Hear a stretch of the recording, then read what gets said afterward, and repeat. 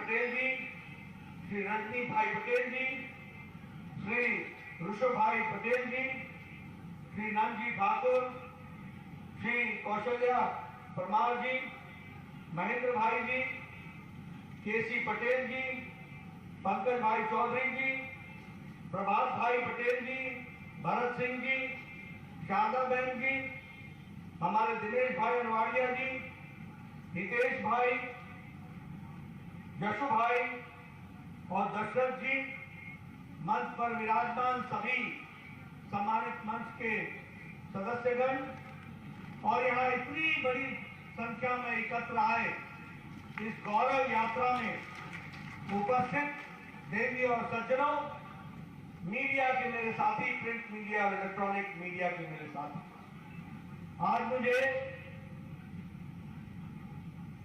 बहुचरण नाथ जी के माता जी के मंदिर में नमन करने का सौभाग्य प्राप्त हुआ।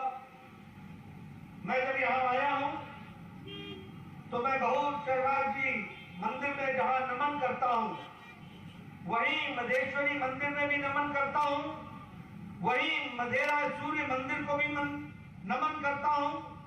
और ये जो शक्तिपीठ यहाँ अंबाजी, यहाँ कालिका माँ और ये माताएं जो शक्तिपीठ के रूप में विराजमान हैं, इनको भी मैं नमन करता हूं और उनसे आशीर्वाद लेकर के अपनी बात साझा करता हूं। मित्रों, आज अभी रूपाला जी ने और हमारे यशस्वी मुख्यमंत्री सामान्य भूपेंद्र भाई ने आपके सामने गौरव यात्रा के बारे में चर्चा की है। मैं आप लोगों से एक बात कहने आया हूं। मुझे यह सौभाग्य मिला है कि मैं गौरव यात्रा का श्री गणेश करूं। 5 स्थानों से यह गौरव यात्रा गुजरात में चलने वाली है। आज मैं द्वारका पीठ पर जाने वाला हूं, वहां से भी गौरव यात्रा का प्रारंभ करूंगा। कल हमारे भारत के गृह मंत्री अमित शाह जी आएंगे, वो 2 स्थानों से 3 गौरव यात्राएं प्रारंभ करेंगे। उसमें से एक गौरव यात्रा हमारे आदिवासी भाइयों को समर्पित होगी। भगवान बिरसा मुंडा को याद करके वो यात्रा चलेगी। मैं इन तमाम यात्राओं के प्रारंभ में, जो मुझे यहां सौभाग्य मिला है कि मैं इस यात्रा का प्रारंभ करूं, मैं अपनी ओर से आप सबको बहुत बहुत बधाई देता हूं और धन्यवाद देता हूं कि गुजरात के प्रदेश अध्यक्ष और उनकी टीम ने इस गौरव यात्रा को निकालने का निर्णय लिया। मित्रों, ये गौरव यात्रा कोई भारतीय जनता पार्टी की गौरव यात्रा नहीं है। ये यात्रा निकालने वाली भारतीय जनता पार्टी हो सकती है। ये गौरव यात्रा सिर्फ गुजरात की गौरव यात्रा नहीं है। ये गौरव यात्रा भारत के गौरव को स्थापित करने वाली गौरव यात्रा है। और ये मैं कहने के लिए नहीं कह रहा हूं, हम सब लोगों के लिए सौभाग्य की बात है कि जो देश को दुनिया के नक्शे पर फिर से पुनर्स्थापित करने के लिए, आत्मनिर्भर देश बनाने के लिए, विकसित भारत बनाने के लिए, सबका साथ, सबका विकास, सबका विश्वास, सबका प्रयास, सबको साथ लेकर के चलने वाला भारत, जो आदरणीय प्रधानमंत्री नरेंद्र मोदी जी के नेतृत्व में देश आगे छलांग लगा रहा है, उस गौरव यात्रा की गंगोत्री गुजरात है। इस बात के लिए मैं आपको बधाई देना चाहता हूं।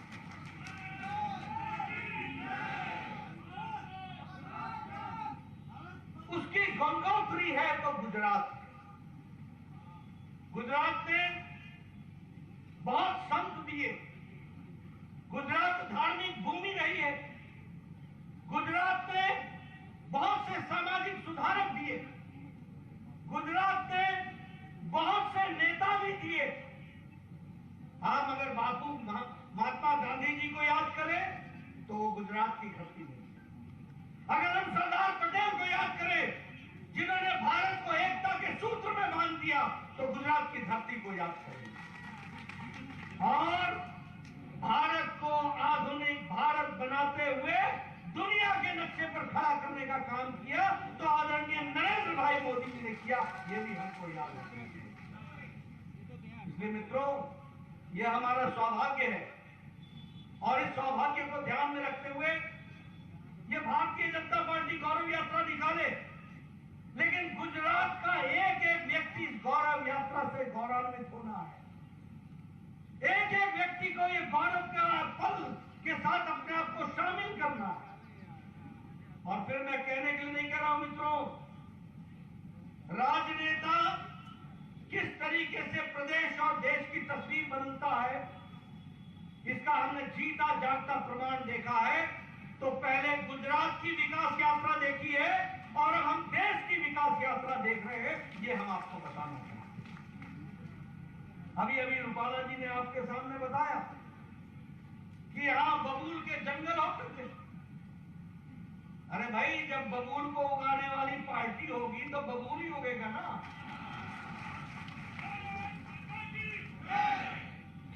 रोपे पेड़ बबूल का, आम कहां से होए? ये बबूल को लगाने वाले लोग तो थे। ये कांग्रेस पार्टी ने क्या किया सालों का? भाई को भाई से लड़ाया, इलाके को इलाके से लड़ाया, जहां पानी चाहिए था वहां पानी नहीं दिया, जो विकास की यात्रा चलानी थी उसमें अटकाया, भटकाया, लटकाया। अब ये दीगर बात है कि खुद भी अटके हुए हैं, लटके हुए हैं और भटके हुए हैं। अब कांग्रेस पार्टी खुद अटक गई, खुद लटक गई, खुद भटक गई। लेकिन आदरणीय रूपाला जी ने जो आपके सामने बात कही, ये नैनो, ये बात बहुत सही है। एक तरफ ममता जी ने नैनो को ना कह दी और एक तरफ हमारे मोदी जी ने कहा वेलकम टू गुजरात, गुजरात में आपका स्वागत है।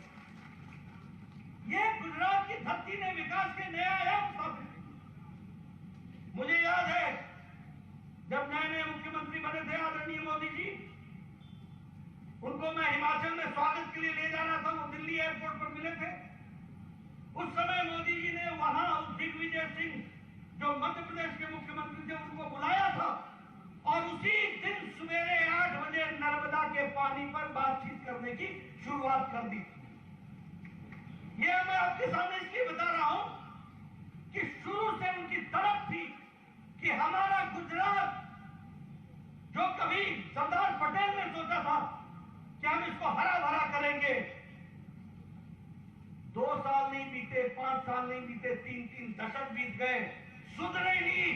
उसको रास्ता दिखाने का काम किया तो आदरणीय नरेंद्र भाई मोदी हमारे कुछ समय के मुख्यमंत्री और आज के प्रधानमंत्री। मित्रों, विकास की मैं बहुत सी कहानियां आपके सामने रख सकता हूं, लेकिन मैं आप लोगों को बताना चाहता हूं कि आप और हम बड़े खुशनसीब हैं कि आज नरेंद्र भाई मोदी हमारे देश के प्रधानमंत्री। आज कोरोना की लड़ाई जिस तरीके से इस शताब्दी की सबसे बड़ी लड़ाई थी, आप अमेरिका की तस्वीर उठा के देखिए, आज भी आधे लोग आपको मास्क लगा के फिरते हुए दिखेंगे। आप यूरोप की तस्वीर उठा के देखिए, अभी भी आपको वहां पर लोग मास्क लगाए हुए दिखेंगे। आप अमेरिका की तस्वीर उठाइए, जो बाइडेन भी पहले मास्क उतारता है तब माइक पर बोलना शुरू करता है। लेकिन यहां आप लोग बड़े नजदीक नजदीक बैठे हैं और किसी के भी मुंह पर मास्क नहीं है।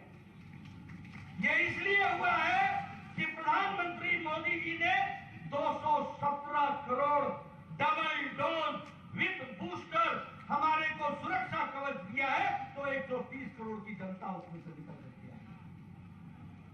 वैक्सीन की बात करें, मैं बार बार इस बात को बोलता हूं, इस देश में 25 साल लग गए ट्यूबरक्लोसिस की दवा पहुंचने में, इस देश में 28 साल लग गए स्मॉल पॉक्स की दवा को पहुंचने में, इस देश में लगभग 25 से 30 साल लग गए पोलियो की दवा को पहुंचने में, इस देश में 100 साल लग गए जापानी बुखार की दवा को पहुंचने में। लेकिन मोदी जी ने इस देश में 9 महीने के अंदर 2 वैक्सीन बना करके दी और आप सबको सुरक्षित करने का काम किया। मित्रों, यह सरकार प्रो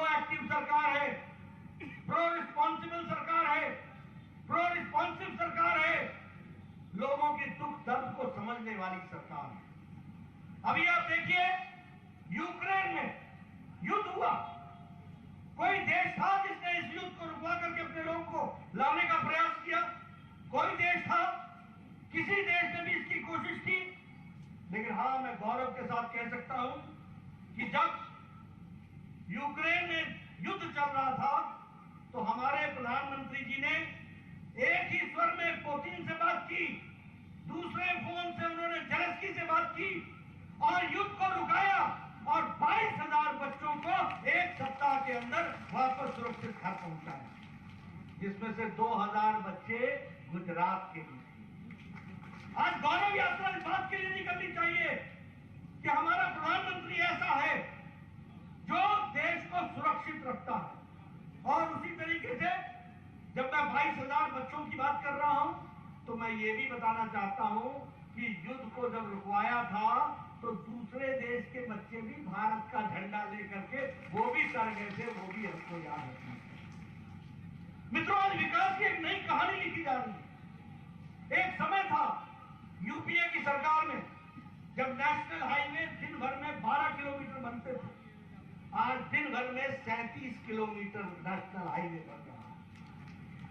एक समय था जब रेलवे लाइन एक साल के अंदर 375 किलोमीटर बनती थी, आज 1,458 किलोमीटर रेलवे लाइन बन गई, रेलवे की लाइन लग गई। विकास के नए आयाम लिखे जा रहे हैं, हर दृष्टि से इस काम को आगे बढ़ाने का काम पकड़ा। और मैं ये भी कहना चाहूंगा, जिस बात के बारे में चर्चा रूपाला जी ने की है, ये नैनो यूरिया, अगर गुजरात का कोई बच्चा इसका पेटेंट लेता है तो इसको भी गुजरात की धरती में प्रारंभ करके एक किसान की दृष्टि से यूरिया जगत में एक क्रांति लाने वाला काम चल रहा है, इसको भी हमको समझना चाहिए। और प्रधानमंत्री मोदी जी खुद इस बात की चिंता कर रहे हैं कि किस तरीके से इसको खड़ा किया। एक समय में 27,000 करोड़ रुपए एग्रीकल्चर का बजट था, आज 1,24,000 करोड़ रुपए एग्रीकल्चर का बजट। किसानों की दृष्टि से देखा जाए, आप बताइए, किसान सम्मान निधि आपको मिल रही है कि नहीं मिल रही है? किसान सम्मान निधि मिल रही है कि नहीं मिल रही है? मित्रों, एक समय में एक प्रधानमंत्री कहता था कि मैं 1 रुपया भेजता हूं तो 50 पैसे पता नहीं किस हाथ में चिपक जाते हैं। 85 पैसा कहां चिपक जाता। आज मोदी जी ने 11 करोड़ किसान को शिमला के रिज मैदान से एक बटन दबा करके पूरे 11 करोड़ किसानों को 15 सेकंड के अंदर उनके खाते में 2-2 हजार रुपए पहुंचा दिए। ये बदलता भारत है, ये बदलती भारत की तस्वीर है। आप बताइए, जल जीवन मिशन में पानी आ रहा है कि नहीं आ रहा है? इंदिरा आवास योजना में लोगों को मकान पक्के मिल रहे हैं कि नहीं मिल रहे हैं? मित्रों, एक समय था एक अनार 100 बीमार, एक पंचायत में एक घर मिलता था, आज 3 करोड़ 86 लाख आवास प्रधानमंत्री आवास योजना के तहत दिए गए। आप बताइए, यहाँ एम्स राजकोट को मिला कि नहीं मिला? All India Institute of Medical sciences आया कि नहीं आया? वो क्यों आया? क्योंकि आपने गुजरात का गौरव बढ़ाया, मोदी जी को दिल्ली बैठाया और मोदी जी ने दिल्ली से all India Institute of Medical sciences आपको यहाँ तक पहुंचाया। ये भी हमको समझना होगा। इसलिए मित्रों, और एक ही All India Institute of Medical Sciences नहीं पहुंचाया, 22 मेडिकल कॉलेज पहुंचाए, All India Institute of Medical Sciences पहुंचाए। आपके यहाँ 9 मेडिकल कॉलेज होते थे, 9 मेडिकल कॉलेज, आज 30 मेडिकल कॉलेज हैं, 30 मेडिकल कॉलेज। आपके यहाँ एमबीबीएस की सीट 1,000 होती थी, आज आपके यहाँ 6,000 साल में डॉक्टर निकलते हैं, 6,000।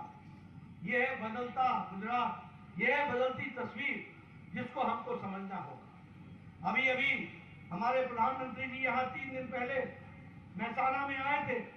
उन्होंने पहला सोलर 24 घंटे चलने वाला गांव, उसका भी श्री गणेश किया। ये भी आपको ध्यान में आया। ये सिर्फ सोलर का गांव नहीं है, ये महसाना को देश की और दुनिया की तस्वीर में अपने आप को स्थापित करने वाला है। मित्रों, मैं आपके सामने गुजरात के विकास की एक लंबी कहानी रख सकता हूं, मैं देश के विकास की एक लंबी कहानी रख सकता हूं, कहां कहां क्या क्या काम नहीं हुआ। आप बताइए, पिछले 21 साल में गुजरात की तस्वीर बदल गई कि नहीं बदल गई? आज गुजरात नंबर 1 कई मामलों में खड़ा है। और अगर मैं कहूं कि उसको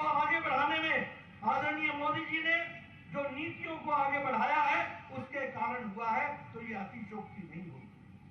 स्टार्टअप में गुजरात आगे, सोलर में गुजरात आगे, ईज ऑफ डूइंग बिजनेस में गुजरात आगे, पावर एनर्जी में गुजरात आगे, सरप्लस पावर रखने में गुजरात आगे, शिक्षा के दृष्टि से गुजरात आगे, एजुकेशन और हेल्थ की दृष्टि से गुजरात आगे है। इसलिए मित्रों, मैं आपका ज्यादा समय न लेता हूं, आपसे सिर्फ ये निवेदन करने आया हूं कि यह मोदी जी का संदेश, ये भूपेंद्र भाई का संदेश, ये हमारे CR पाटिल जी का संदेश, ये रूपाला जी का संदेश, इसको आप गांव गांव घर घर पहुंचाइए कि आदरणीय मोदी जी के नेतृत्व में देश आगे बढ़ रहा है और गुजरात को आगे बढ़ते हुए हम लोगों ने देखा है। इसलिए ये गौरव यात्रा भारतीय जनता पार्टी की नहीं है, ये गौरव यात्रा गुजरात की है, ये गुजरात से भारत की गौरव यात्रा की कहानी है। हम जब गुजरात मॉडल लेकर के दिल्ली में बात करते हैं तो हमारे समझ में आता है कि गुजरात ने दुनिया को, देश को एक नई दिशा दी है और उस दिशा के वाहक आदरणीय प्रधानमंत्री मोदी जी रहे हैं। इसलिए ऐसी यात्रा के माध्यम से हम आगे बढ़े। इन्हीं शब्दों के साथ मैं अपनी बात को समाप्त करता हूं और गौरव यात्रा का प्रारंभ करता हूं। बहुत बहुत धन्यवाद। बहुत बहुत धन्यवाद। प्रारंभ करें इससे पहले भारतीय जनता पार्टी की विचारधारा में कितना